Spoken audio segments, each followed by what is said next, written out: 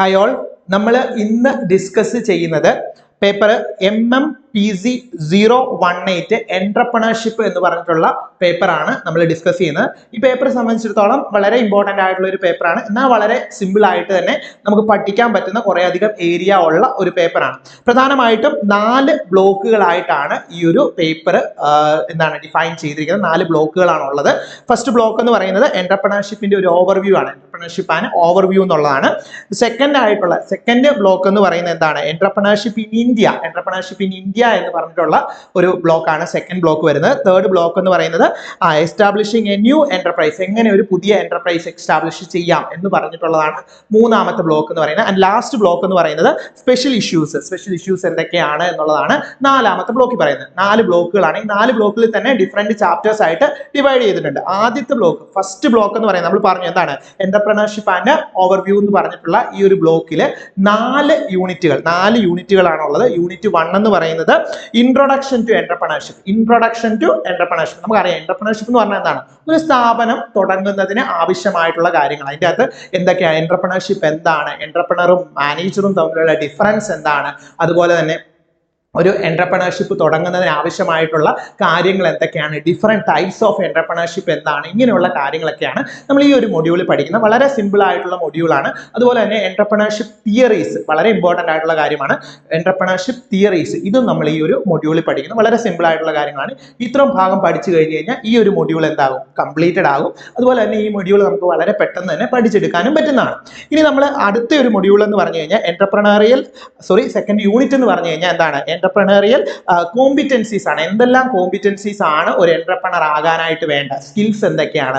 Knowledge എന്തൊക്കെയാണ്? എന്തെല്ലാം capabilities വേണം എന്നുള്ള കാര്യങ്ങളൊക്കെയാണ് ഈ ഒരു മൊഡ്യൂളിൻ്റെ അകത്ത് അല്ലെങ്കിൽ ഈ ഒരു യൂണിറ്റിന്റെ അകത്ത് നമ്മൾ ഡിസ്കസ് ചെയ്യുന്നത്. നമ്മൾ പറഞ്ഞു ബ്ലോക്ക് 1 സെക്കൻഡ് യൂണിറ്റ് ആണ്. സെക്കൻഡ് യൂണിറ്റിന്റെ അകത്ത് പ്രധാനമായിട്ടും ഈ കോമ്പിറ്റൻസിനെ കുറിച്ചാണ്. എന്തെല്ലാം ഒരാൾ ഒരു വ്യക്തി അല്ലെ ഒരു ഇൻഡിവിജ്വൽ എങ്ങനെ കോമ്പിറ്റന്റ് ആയിരിക്കണം, ഒരു എന്റർപ്രണർ ഏത് രീതിയിൽ കോമ്പിറ്റന്റ് ആയിരിക്കണം എന്നുള്ള കാര്യങ്ങളാണ് ഇതിൽ പഠിക്കുന്നത്. ഈ ഒരു വളരെ കണ്ടന്റ് വളരെ കുറവുള്ള ഒരു ചാപ്റ്റർ ആണ്. അതുകൊണ്ട് തന്നെ നമുക്ക് എന്താണ് വളരെ കുറച്ച് സമയം എടുത്ത് മാത്രം പഠിക്കാനുള്ള ഒരു ചാപ്റ്റർ ആണ് ഏതെന്ന് പറയുന്നത് ഈ സെക്കൻഡ് ചാപ്റ്റർ എന്ന് പറയുന്നത്.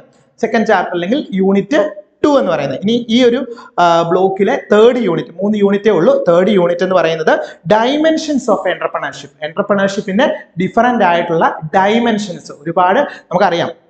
എന്താണ് ഒരു എന്റർപ്രണർ എന്ന് പറഞ്ഞാൽ, ഒരു ബിസിനസ് മാൻ എന്ന് പറഞ്ഞാൽ ഈ വളർന്നു വരാനായിട്ട് പല സാഹചര്യങ്ങളിലൂടെയാണ് വരുന്നത്. അതിന്റെ ഓരോ ഡയമെൻഷൻസും എങ്ങനെ അതൊരു ഡെവലപ്മെന്റ് ഒരു സക്സസ്ഫുള്ളിലേക്ക് എത്തും എന്നുള്ള കാര്യങ്ങളാണ് ഏത് മൊഡ്യൂളിൽ പഠിക്കുന്നത്? ഈ തേർഡ് മൊഡ്യൂളിൽ പഠിക്കുന്നത്. ഇത് ഡീറ്റെയിൽ ആയിട്ട് തന്നെ നമ്മൾ പഠിക്കുന്നുണ്ട്. ഈ ഒരു 3 യൂണിറ്റുകളാണ് ഫസ്റ്റ് ബ്ലോക്കിൽ ഉൾപ്പെടുന്നത്. അപ്പൊ നമ്മൾ അത് ഡീറ്റെയിൽ ആയിട്ട് തന്നെ പഠിക്കുന്നതായിരിക്കും. ഇനി സെക്കൻഡ് ബ്ലോക്ക് നമ്മൾ പഠിച്ചിട്ടുണ്ട്. സെക്കൻഡ് ബ്ലോക്ക് എന്ന് പറയുന്നത് എന്താണ്? Entrepreneurship in India. ഇന്ത്യയിലെ എന്റർപ്രണർഷിപ്പ് എങ്ങനെയാണ് ഡെവലപ്പ് ചെയ്തത് എന്നുള്ള കാര്യമാണ് ഇതിൽ വരുന്നത്. ഈ സെക്കൻഡ് ബ്ലോക്കിൽ വരുന്നത്. സെക്കൻഡ് ബ്ലോക്കിൽ തന്നെ 2 ചാപ്റ്റേഴ്സ് ആയിട്ടാണ് ഡിവൈഡ് ചെയ്തേക്കുന്നത്. ചാപ്റ്റർ 1 എന്ന് പറയുന്നത് എന്റർപ്രണർഷിപ്പ് ആൻഡ് ഗവൺമെന്റ് പോളിസീസ്. നമുക്കറിയാം എന്റർപ്രണർഷിപ്പ് എന്ന് പറഞ്ഞാൽ എന്താണ്? ഒരു സ്ഥാപനം സ്റ്റാർട്ട് ചെയ്ത് അത് എക്സ്റ്റാബ്ലിഷ്ഡ് ആയി അതെന്താണ് ഡെവലപ്പ് ചെയ്തൊക്കെ വരുന്ന ഒരു സ്റ്റേജസ് ആണ്. ഈ ഒരു സ്റ്റേജസിൽ ഗവൺമെന്റിന്റെ കൺട്രോള്, ഗവൺമെന്റിന്റെ പോളിസീസ്, ഗവൺമെന്റിന്റെ റെഗുലേഷൻസ് ഇങ്ങനെയുള്ള പല കാര്യങ്ങളും ഇതിനെ എന്ത് ചെയ്യുന്നുണ്ട്? ഇൻഫ്ലുവൻസ് ചെയ്യുന്നുണ്ട്. അത്തരത്തിലുള്ള കാര്യങ്ങൾ അതെന്തൊക്കെയാണ്? അവരുടെ ഡ്യൂട്ടീസ് എന്തൊക്കെയാണ്? റെസ്പോൺസിബിലിറ്റീസ് എന്തൊക്കെയാണ്? ഇങ്ങനെയുള്ള കാര്യങ്ങളാണ് ഡീറ്റെയിൽ ആയിട്ട് ഏത് മൊഡ്യൂൾ ഈ ഒരു ചാപ്റ്ററിന്റെ അകത്ത്, ഈ ഒരു യൂണിറ്റിന്റെ അകത്ത് പറയുന്നത്. എന്റർപ്രണർഷിപ്പ് ആൻഡ് ഗവൺമെന്റ് പോളിസി എന്ന് പറയുന്ന ഈ ഒരു യൂണിറ്റ് പറയുന്നത്. ഇനി സെക്കൻഡ് ബ്ലോക്കിലെ തന്നെ 2ാമത്തെ യൂണിറ്റ് ആണ് എന്റർപ്രണർഷിപ്പ് ആൻഡ് എക്കണോമിക് ഡെവലപ്മെന്റ്. നമുക്കറിയാം ഒരു ബിസിനസ് സ്ഥാപനം വന്നു കഴിഞ്ഞാൽ, അല്ലെങ്കിൽ ഒരു എന്റർപ്രണർഷിപ്പ് വന്നു കഴിഞ്ഞാൽ ആ ഒരു ഏരിയ, ആ ഒരു സൊസൈറ്റി തന്നെ എന്ത് ചെയ്യുന്നുണ്ട്? ഇതിനോടൊപ്പം എന്ത് ചെയ്യും? ഡെവലപ്പ് ചെയ്ത് വരാറുണ്ട്. അപ്പൊ ഏതെല്ലാം സാഹചര്യങ്ങളാണ് ഒരു എന്റർപ്രണർഷിപ്പ് എന്താണ് നമ്മുടെ സൊസൈറ്റി അല്ലെങ്കിൽ നമ്മുടെ എക്കണോമിക് ഡെവലപ്മെന്റിന് എത്തരത്തിൽ ഹെൽപ്പ് ചെയ്യുന്നു എന്നതാണ് ഏത് ബ്ലോക്കിൽ പറയുന്നത്? ഈ സെക്കൻഡ് ബ്ലോക്കിലെ സെക്കൻഡ് ചാപ്റ്റർ പറയുന്നത്. ഓർത്തു വെക്കുക, സെക്കൻഡ് ബ്ലോക്കിലെ സെക്കൻഡ് ചാപ്റ്റർ എന്ന് പറയുന്നത് നമുക്ക് എന്താണ് എക്സാം പോയിന്റ് ഓഫ് വ്യൂ വളരെ ഇമ്പോർട്ടന്റ് ആയിട്ടുള്ള ഒരു ചാപ്റ്റർ ആണ്. ഡീറ്റെയിൽ ആയിട്ട് തന്നെ നമ്മൾ പഠിക്കേണ്ട ഒരു ചാപ്റ്ററുമാണ്. ഇനി നമ്മൾക്ക് 3ാമത്തെ ബ്ലോക്കിലേക്ക് പോകാം. 3ാമത്തെ ബ്ലോക്ക് എന്ന് പറയുന്നത് എന്താണ്?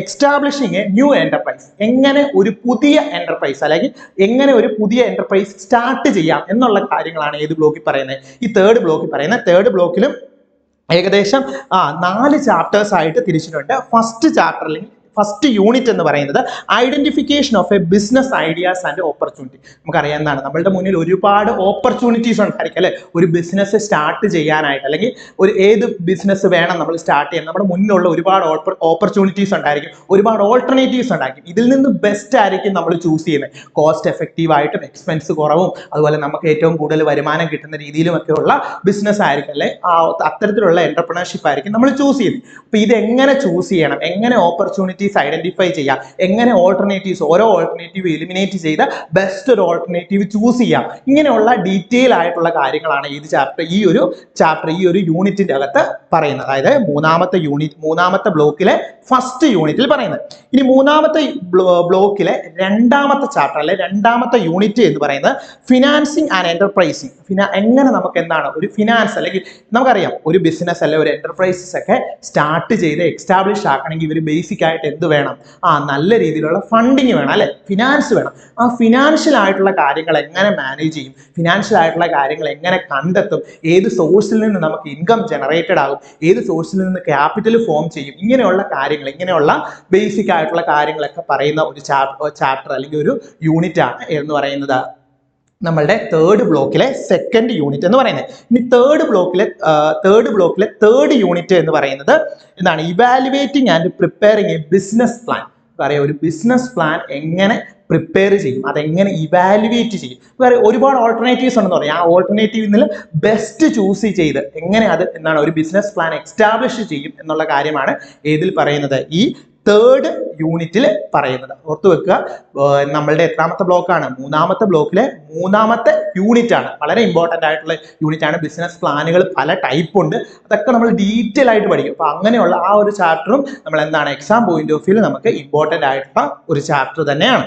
ഇനി അടുത്ത ഒരു ചാപ്റ്റർ ആണ് ഈ ഒരു ബ്ലോക്കിലെ അടുത്ത ചാപ്റ്റർ എന്ന് പറയുന്നത് എന്താണ്, മാനേജിങ് ദ എന്റർപ്രൈസ്. എങ്ങനെ ഒരു എന്റർപ്രൈസിനെ എന്ത് ചെയ്യാം, മാനേജ് ചെയ്യാം, പ്രോപ്പർ ആയിട്ട് ഒരു എന്റർപ്രൈസ് മാനേജ് ചെയ്ത് കൺട്രോൾ ചെയ്ത് അത് സക്സസിലേക്ക് എത്തിക്കാനായിട്ട് പറ്റും. അപ്പം അത് ഒരുപാട് തരത്തിലുണ്ട്. അതിൻ്റെ അകത്ത് റൂൾസുകൾ വരുന്നുണ്ട്, റെഗുലേഷൻസുകൾ വരുന്നുണ്ട്, ഡ്യൂട്ടീസ് വരുന്നുണ്ട്, അതുപോലെ തന്നെ എന്നാണ് മാനേജിങ് ആക്ടിവിറ്റീസ് ഉണ്ട്, മാനേജിങ് തിയറീസ് ഉണ്ട്.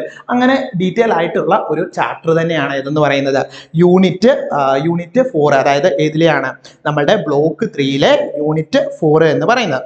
ഇനി അടുത്ത ഒരു യൂണിറ്റ് എന്ന് പറയുന്നത് ഇംപ്ലിമെന്റ്.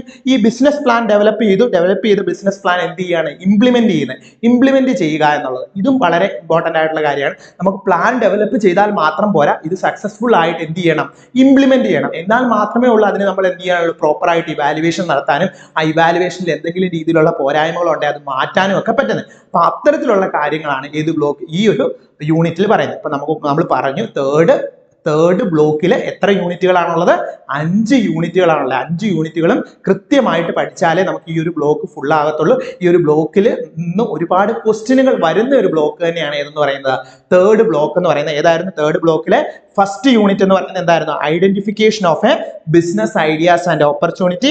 സെക്കൻഡ് യൂണിറ്റ് എന്ന് പറയുന്നത് എന്താണ്, financing and enterprises. And third unit എന്ന് പറയുന്നത് evaluating and preparing business plan. And next one implementing the business plan. And last unit എന്ന് പറയുന്നത് മാനേജിംഗ് ദ എന്റർപ്രൈസ്. അപ്പൊ ഇത്രയാണ് ഈ ഒരു യൂണിറ്റിലെ ചാപ്റ്റേഴ്സ് എന്ന് പറയുന്നത്. ഓക്കെ ആണല്ലോ. ഇനി ലാസ്റ്റ് യൂണിറ്റ്, അതായത് ലാസ്റ്റ് ബ്ലോക്ക് എന്ന് പറയുന്നത്, ഫോർത്ത് ബ്ലോക്ക് എന്ന് പറയുന്നത് എന്താണ്, സ്പെഷ്യൽ ഇഷ്യൂസ് ആണ്. അതിലെ ഫസ്റ്റ് വൺ ആണ് സോഷ്യൽ എന്റർപ്രണർഷിപ്പ്. നമ്മൾ ആദ്യം തന്നെ എന്റർപ്രണർഷിപ്പിന്റെ ഡിഫറെന്റ് ടൈപ്സ് പഠിക്കുമ്പോൾ തന്നെ നമ്മൾ എന്താണ് സോഷ്യൽ എന്റർപ്രണർഷിപ്പ് എന്നൊക്കെ പഠിക്കാറുണ്ട്. ഇതിൻ്റെ നമ്മൾ ഡീറ്റെയിൽ ആയിട്ടാണ് പഠിക്കുന്നത്.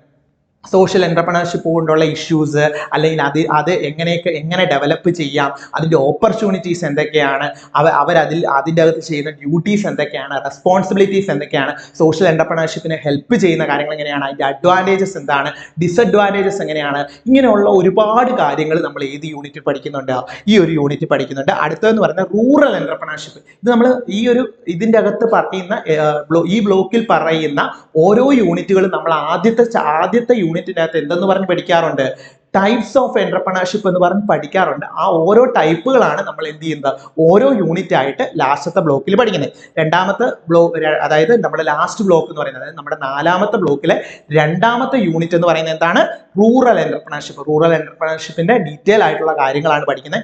എന്താണ് മീനിങ് തൊട്ട്, റൂറൽ എന്റർപ്രണർഷിപ്പ് എന്താണ്, അതിന്റെ ഡെഫിനിഷൻ പറയുന്നുണ്ട്, അതിന്റെ മീനിങ് പറയുന്നുണ്ട്. അതുപോലെ തന്നെ അത് മറ്റ് എൻ്റർപ്രണർഷിപ്പുമായിട്ടുള്ള അതിൻ്റെ ഡിഫറൻസസ് പറയുന്നുണ്ട്. അതുപോലെ അതിൻ്റെ ഒബ്ജക്റ്റീവ്സ് അല്ലെങ്കിൽ അത് എങ്ങനെ എക്സ്റ്റാബ്ലിഷ് ചെയ്യാം, ഇങ്ങനെയുള്ള കാര്യങ്ങളൊക്കെ ഡീറ്റെയിൽ ആയിട്ട് പറയുന്ന ഒരു മൊഡ്യൂളാണത്. അടുത്തൊരു മൊഡ്യൂൾ എന്ന് പറയുന്നത് എത്തിക്കൽ എൻ്റർപ്രണർഷിപ്പ്. എത്തിക്കൽ എൻ്റർപ്രണർഷിപ്പിൻ്റെ ഡീറ്റെയിൽ ആയിട്ടുള്ള കാര്യങ്ങളാണ് ഇതിൽ പറയുന്നത്. ഈ ഒരു പർട്ടിക്കുലർ ചാപ്റ്ററിൻ്റെ അകത്ത് പറയുന്നത്, അല്ലെങ്കിൽ പർട്ടിക്കുലർ യൂണിറ്റിൻ്റെ അകത്ത് പറയുന്നത്. അതുപോലെ തന്നെ നമ്മൾ നേരത്തെ പറഞ്ഞ പോലെ തന്നെ എന്താണ് എൻ്റർപ്രണർഷിപ്പ് സ്റ്റാർട്ട് ചെയ്യുന്നിടം തൊട്ട് അല്ലെങ്കിൽ അതിൻ്റെ അതിൻ്റെ ഒരു ഐഡിയ ജനറേറ്റ് ചെയ്യുന്നിടം തൊട്ട് അത് ഇംപ്ലിമെന്റ് ആകുന്നിടം വരെ, അതിന്റെ ബിസിനസ് മാനേജ് ചെയ്യുന്നിടം വരെയുള്ള കാര്യങ്ങൾ ഇതിലുണ്ടായിരിക്കും. ഈ ഒരു യൂണിറ്റിൽ കറക്റ്റായിട്ട് പറഞ്ഞു പോകുന്നുണ്ട്. പിന്നെ അടുത്താണ് എന്താണ് കൾച്ചറൽ, അതുപോലെ ഗവേണൻസ് ആൻഡ് ഫാമിലി ബിസിനസ്സസ്. അതായത് എങ്ങനെയാണ് ഒരു കൾച്ചറൽ ആയിട്ടുള്ള ഗവേണൻസ് അതുപോലെ തന്നെ ഫാമിലി ബിസിനസ് ഡെവലപ്പ് ചെയ്യുന്നത്, ഇത്തരത്തിലുള്ള കാര്യങ്ങൾ. നമുക്കറിയാം ഫാമിലി ബിസിനസ് നമ്മൾ ജോയിൻ ഹിന്ദു ഫാമിലി ബിസിനസ് എന്നൊക്കെ പറഞ്ഞ് കേട്ടിട്ടുണ്ടല്ലേ. ഒരു Hindu family Hindu family on ചെയ്യുകയും ഓപ്പറേറ്റ് ചെയ്യുകയും കൺട്രോൾ ചെയ്യുകയൊക്കെ ചെയ്ത് നടത്തുന്ന ബിസിനസ്സുകളെയാണ് എന്ന് പറയുന്നത് ജോയിൻ ഹിന്ദു ഫാമിലി ബിസിനസ് എന്ന് പറയുന്നത്. അതിൻ്റെ ഏറ്റവും ഹയസ്റ്റ് ഏറ്റവും എൽഡസ്റ്റ് ആയിട്ടുള്ള മെമ്പർ ആയിരിക്കും എന്ന് പറയുന്നത് അതിൻ്റെ ഓണർ അല്ലെങ്കിൽ അതിന്റെ മെയിൻ കാര്യങ്ങളെല്ലാം കൈകാര്യം ചെയ്യുന്ന അയാളെ പറയുന്ന കർത്ത, അങ്ങനെയൊക്കെ പറഞ്ഞ് നമ്മൾ പഠിക്കാറുണ്ട്. അപ്പൊ ഇത് എന്ന് പറഞ്ഞു കഴിഞ്ഞാൽ ഏതൊക്കെ തരത്തിലുള്ള ജോയിന്റ് ഫാമിലി ബിസിനസ്സുകൾ ഉണ്ട്, അതുപോലെ തന്നെ കൾച്ചറൽ ആയിട്ടുള്ള ഗവേണൻസ് എന്തൊക്കെയാണ്, ഇത്തരത്തിലുള്ള ഫാമിലി ബിസിനസ്സുകളെ പറ്റിയുള്ള ഡീറ്റെയിൽ ആയിട്ടുള്ള സ്റ്റഡിയാണ് ഇതിൽ നടത്തുന്നത്. ഈ യൂണിറ്റ് ഈ 4ാമത്തെ ബ്ലോക്കിലെ എത്രാമത്തെ യൂണിറ്റ്, 4ാമത്തെ ബ്ലോക്ക്, 4ാമത്തെ ഇതായിട്ടുള്ള യൂണിറ്റ് ആയിട്ടുള്ള ഇതിൽ പഠിക്കുന്നത്. അപ്പൊ നമ്മൾ മൊത്തം 4 ബ്ലോക്കുകളിലായിട്ട് 16 യൂണിറ്റുകളാണ് പഠിക്കുന്നത്. 4 ബ്ലോക്കുകളിലായിട്ട് 16 യൂണിറ്റുകളാണ് നമ്മൾ പഠിക്കുന്നത്. ഫസ്റ്റ് ബ്ലോക്കിൽ എത്രയായിരുന്നു? 3 യൂണിറ്റ് പഠിക്കുന്നുണ്ട്. സെക്കൻഡ് ബ്ലോക്കിൽ 2 യൂണിറ്റ് പഠിക്കുന്നുണ്ട്. തേർഡ് ബ്ലോക്കിൽ 5 യൂണിറ്റ് പഠിക്കുന്നുണ്ട്. 4ാമത്തെ ബ്ലോക്കിൽ 4 യൂണിറ്റ് പഠിക്കുന്നുണ്ട്. അങ്ങനെ നമ്മൾ ഏകദേശം 16 യൂണിറ്റുകൾ പഠിക്കുന്നുണ്ട്. വൃത്തിയായിട്ട് പഠിച്ചു കഴിഞ്ഞാൽ വളരെ എളുപ്പത്തിൽ തന്നെ, ഏറ്റവും എളുപ്പത്തിൽ തന്നെ എഴുതാൻ പറ്റുന്ന ഒരു എക്സാം അല്ലെ എഴുതാൻ പറ്റുന്ന ഒരു പേപ്പർ തന്നെയാണ് ഏതെന്ന് പറയുന്നത് നമ്മളുടെ MMPC 018 എന്റർപ്രണർഷിപ്പ് എന്ന് പറയുന്നത്. അപ്പോൾ നിങ്ങൾ ഡീറ്റെയിൽ ആയിട്ട് തന്നെ പഠിക്കാനായിട്ട് ശ്രമിക്കുക. എല്ലാ വീഡിയോസും കാണാനും നോട്ട് എഴുതി തന്നെ പഠിക്കാനായിട്ട് ശ്രമിക്കുക. താങ്ക്